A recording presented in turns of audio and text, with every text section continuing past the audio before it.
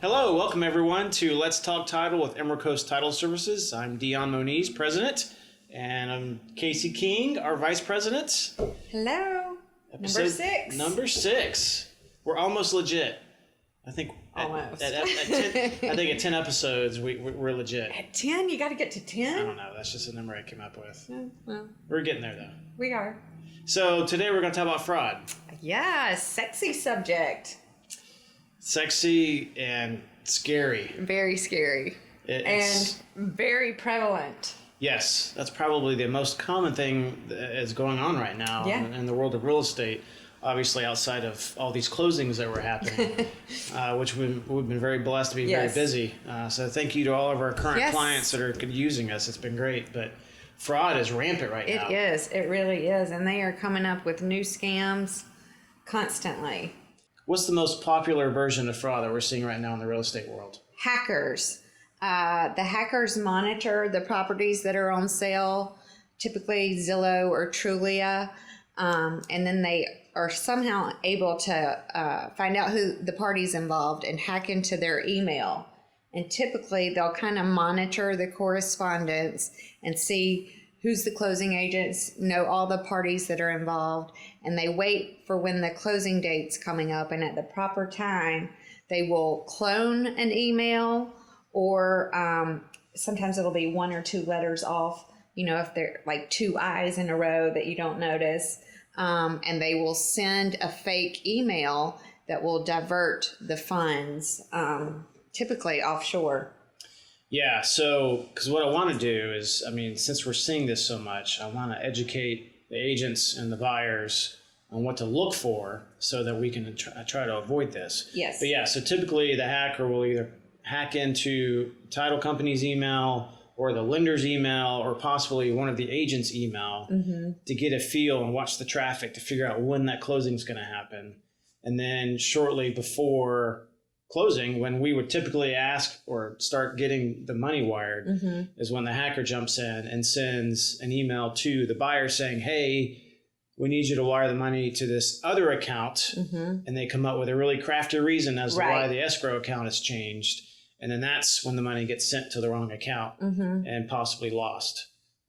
What the window is 48 hours? Yep. If 48 hours goes by, you're probably not going to see that money again. And if it goes out of the country, your chances are really slim to none. And FBI is getting hit with so many of these. Yeah. They're really not chasing anything unless it's really big numbers. Right, exactly. And the majority of the ones that we've seen are $100,000 or less-ish, which is not enough for the FBI to really grab onto. Yeah, we had one, and she was paying cash.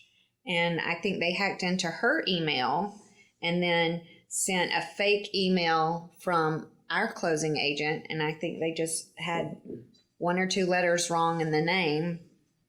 And even though our closing instructions call and verify all wiring instructions, she just, even though it was a little bit off and she thought it was a little bit odd, she wired the full purchase price to, and it was about what? That was a big one. 400,000 or 500,000. Right. That was a big one. Yeah. And luckily we caught it because the buyer kept saying, "Have you gotten my funds yet?" And we're like, "No." And so we've eventually found out that she sent the funds to the wrong account because of the spoofed email. Right. And we're able to notify the banks, and they were able to claw that money back within the 48-hour time frame. So that was a close call. Right. But typically, it's for the wire of the buyer's proceeds they have to bring to the table to offset the loan amount, and so it's ends up being usually it's less than $100,000, but it's still a lot of money that you don't want to lose. So what we always try to do is it's in all of our email signatures. We have a notification that we send out, but you always want to call and verify wiring instructions. Yes. And now we send our wiring instructions with the last 4 numbers missing so that forces you to call and get our wiring instructions. Right, exactly. So, and we've seen it. We've actually been the victim of these hackers. We actually had one of our employees' email accounts, our closing agent get hacked a couple weeks ago now. Mm-hmm. And they were monitoring the email traffic, had everything going to a separate folder that our employee didn't catch until a little bit later. But anyway, they sent an email that came from our employee, or purported to. And so it looked legit, but again, it was requiring the buyer to send money to a different account, which should have been a red flag. Right. Fortunately, we caught it. Yes. Our employee is very diligent. And again, checking on the file, she noticed this other folder that had been created, and we were able to stop everything within that 48-hour time frame. So, we're Alta certified, so we do all the best practices, and we still got hit. Yep. So we've since gone in and done double authentication and everything else to make it even harder. But that's just to show that even the most diligent companies are still subject to these hackers. So everyone needs to be super diligent. Yes, absolutely. So let's kind of talk about the red flags that our buyers and agents need to look for to help avoid this. So a lot of the red flags, some of the red flags, if you see spelling and grammatical errors, if you see a fake logo or no logo, like an email with no images, our email has our logo and our names. And so if you see an email that has none of that, that's a big red flag as well. And something that wants you to click a link that takes you to the internet, that's a red flag. Yep. Yeah, bad English is a prime example, because you got someone out of the country that's either got bad English or using a translator that's not working very well. Mm-hmm. And so anytime you see bad English in an email, that's an absolute red flag. We all know how to speak English pretty well. Right. Norcoast Title Services. Another, if you see someone speaking in the 24-hour or universal time, date and time, that's another red flag. Yeah. So in the email sent information, check the date and time format. And if it's in that 24-hour format, that's a red flag. Right. And if you, for Outlook and other email programs, if you take the cursor and hover over the email address, it'll actually show the actual email address versus like the person's name as a hyperlink. Right, yes. And so that's where you check the spelling. Exactly. And make sure it's exact, because it could be off by one letter. Right. Which is how they did it on Allison's. It was like ALIISON. Right, exactly. At ECTS. And so buyers, you need to be really aware of that. So hover over the email address. If it looks off, that's probably a hacker. Yes. What else? Any kind of call to action, they need you to act quickly. Or if they're asking for you to update your personal information, typically we would never ask for that in an email. Any kind of social security number, account numbers, that kind of thing. So if they want you to act quickly or update your personal information, that's another red flag. And I think probably the best piece of advice we can put out there is, for instance, in Norcoast Title Services, we don't ever change our escrow account. Right. We've had the same escrow account for years. There's no reason to change it. Right. And I assume the same applies to other title companies, although I can't speak for them. But if you ever get an email saying, hey, we need you to send the money to a different account, just ignore it. And if for some reason that ever did happen, if something happened to our escrow account and we had to change it, it would never be something we would relay to a customer or client in an email. We would certainly pick up the phone and call them or talk to them in person, because that's just something you wouldn't send an email about. Exactly. So always call. When you get that notification from the closing assistant, we always send out the information saying, here's your point of contact, here's our information, here's our phone number. Right.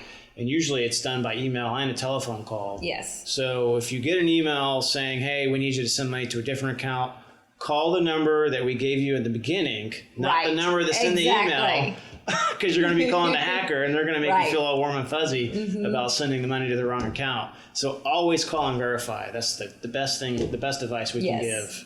Mm-hmm. All right, what else do we want to talk about, Casey? Well, we didn't talk about the new twist that the hackers are using. When they kind of know that you might be onto them, that they've diverted the funds, so they will actually call and pretend to be the bank and say, we know that you've sent the funds to the wrong account. We're working on getting that money back. We'll be back. We'll have it back to you in a day or two. So that takes you off guard, and you think that, everything's being taken care of, and you aren't actually calling anybody else to try and get the money back. Right. Because once that 48-hour window closes, the money's gone forever. Yeah, pretty much. Mm-hmm. And so they have gotten really creative. Right. In that last attempt, we saw that. Yeah, exactly. We did. And so we were able to reach out to the buyer and say, hey, you just been hacked. You've got to call your bank immediately. And she's like, but, I've been told this and that. We're like, no, that's wrong. And so anyway, again, it's that 48-hour time frame is critical. And so now the hackers have caught on to that, and they're trying to create this false sense of security so that you don't panic and contact the bank. Yep. So let's talk about the wire fraud prevention notice. Oh, yes. That we recommend that agents use and that we also use, but it's a perfect tool. We'll put it up on the screen. Yes. We'll also send it out during an email chat, but explain it briefly as to what it is. All realtors should be using this form and sending it to their buyers and sellers. But it just warns the buyers and sellers of the potential for wire fraud scams, and it instructs them not to provide any sensitive personal information directly in an email, but rather to relay it in person or over the phone, or even through maybe a secure email, encrypted email. And it also instructs them to verify all wiring instructions before sending any money. So it's just, it puts it in their mind that they need to be cautious. And because the research shows that half of the home buyers aren't even aware of the wire fraud scams in real estate transactions. Yeah, and we've found too that even though it's in every email that we send out at the bottom in big red bold letters, we've had people say, oh, I didn't read that. Right, exactly. So the more examples and the more opportunities you can have to send this information out to the parties, the better chance that they're going to read one of them at least. Right. And be aware. Yeah. So this is really good for agents to use. It's good protection for agents. Yes. As CYA type stuff. We use it.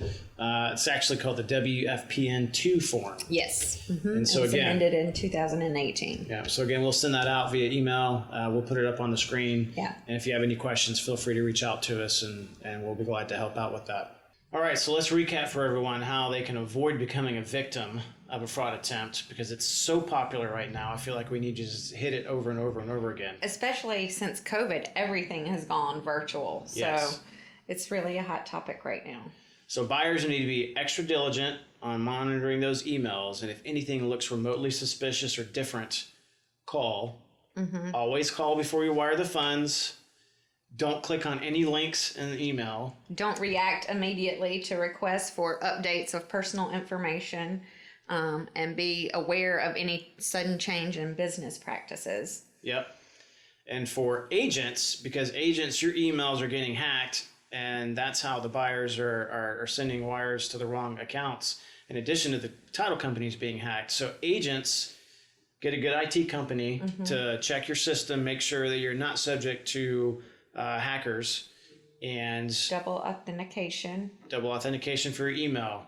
Outlook, Gmail, Yahoo, they all have it now. It's a little bit more of an inconvenience, right? But it avoids someone from being able to hack into your system remotely, because it kicks out that request for a second password or a code that's going to come to your phone, so the hacker can't get that. Right. And so then you'll be notified immediately that someone's trying to get into your account.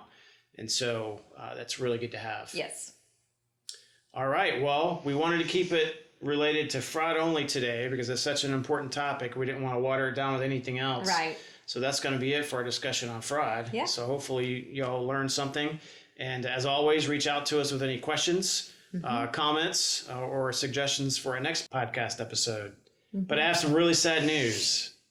This is Casey's last episode of Let's Talk Title. I know, just when we were getting in stride. I know. You ditching me. I'm sorry. It's very bittersweet. So Casey's had an excellent opportunity to move on to another position. They made an offer that she could not refuse. I told her she couldn't refuse it. So I'm actually very proud of you and very happy for you. Thank you. I appreciate that. I'm really going to miss, I'm getting teary. I am going to miss everybody. Yeah, we're going to miss you too. It's been a good run. But we'll see you around. Yeah. So, for sure. Thank you for everything you've done for ECTS. And thank you. for You're a helping great me boss. With the podcast. Well, thanks. Now I got to pay you $100 or something. But it's been great. So we'll see you around. Yeah, I know. See you next time. All right, bye everyone. We'll see you next time, and I'll have a different co-host. No.